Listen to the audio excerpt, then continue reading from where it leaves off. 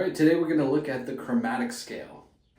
By chromatic scale, I really mean 3 different chromatic scales.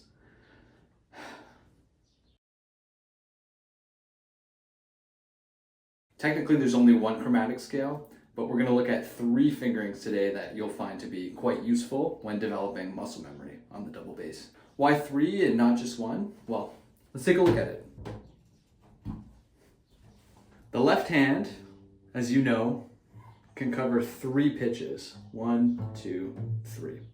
So the following shift will happen 1 semitone higher than our hand position here. So for instance, if we're playing B flat with the left hand, the next shift will have B under the index finger. So B flat, the next closest possible shift will be B with the index finger. If you follow these rules, there are only 3 possible fingering systems. So once again, to recap, we're going to play 3 pitches with the left hand, and then the next closest shift will be 1 semitone higher than where we are. The 3 different fingering systems are these ones. First, we'll start with A flat under the index finger, shift to the closest note, shift to the closest note, shift to the closest note. And now we're at the octave. So 4 unique shifts, right? 4 unique hand positions per octave. So the next fingering for the chromatic scale will begin with A natural under the index finger. Can you come hang out? Come on. Come on. We'll begin on A natural with the index finger. So A, B flat, B. The next closest shift will be C natural with the index finger. C sharp, D. The next closest shift is E flat. And then the next closest shift will be F sharp. And now we're at the octave, A.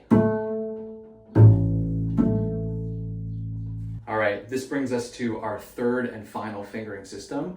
B flat, B, C. The next closest shift will be D flat or C sharp. The next closest shift will be E natural. The next closest shift will be G. And now we're at the octave, B flat. So that's all 3 fingering systems. You might be thinking to yourself, well, what if we start on B with the index finger? We've started on A flat already, we've started on A, we've started on B flat. Why don't we just start on B? Well, check it out. What happens when we do that? B index finger, C, C sharp. Wait a minute. This is familiar because we've already covered this in the first fingering system, down here.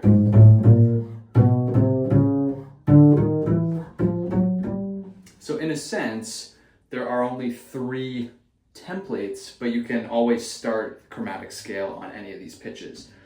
No matter where you start with your index finger, it'll adhere to one of these 3 fingering systems that we've established. Obviously, this isn't the only way that we can play a chromatic scale, right? You might be thinking, oh, okay, so I could play, what's stopping me from doing bizarre fingerings like this? Well, I suppose there's nothing stopping you. But the reason why we're working on these shifting systems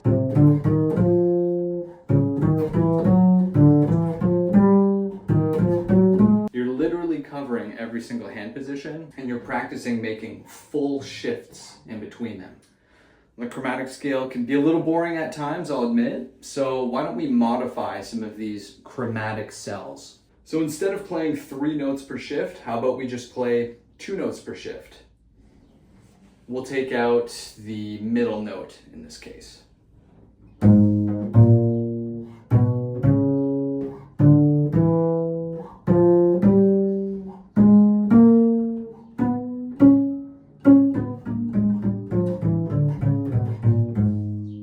That's cool.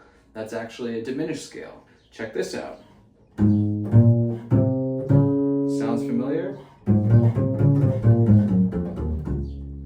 It's the final half of a major scale. So any of these starting notes, when we're starting with the index finger, we're still following the shifting rules, where the next shift will be 1 semitone higher than where we were.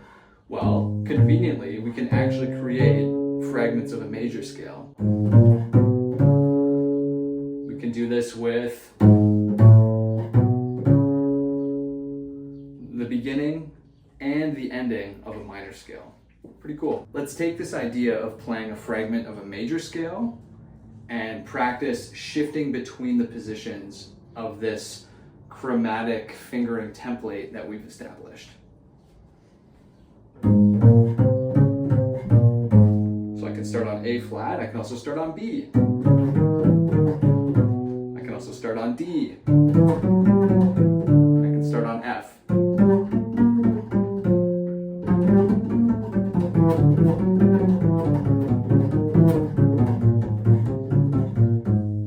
Pretty cool. This will obviously be really useful when you're practicing your scales on single strings, which will be a topic for another day. Thanks so much for watching. If you appreciate the content that I make, please consider subscribing on Patreon. You can find me at Music Mentor Online.